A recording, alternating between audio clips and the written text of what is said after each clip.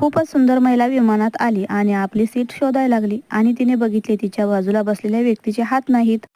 महिलेने हेअर होस्टेसला बोलवले आणि म्हणाली, मी या सीटवरती आरामात बसू शकत नाही कारण बाजूला बसलेल्या व्यक्तीचे दोन्हीही हात नाहीत. तिने आपली सीट बदलण्याचा आग्रह केला. हेअर होस्टेसने इकडे तिकडे बघितले पण एकही सीट मोकळी नव्हती.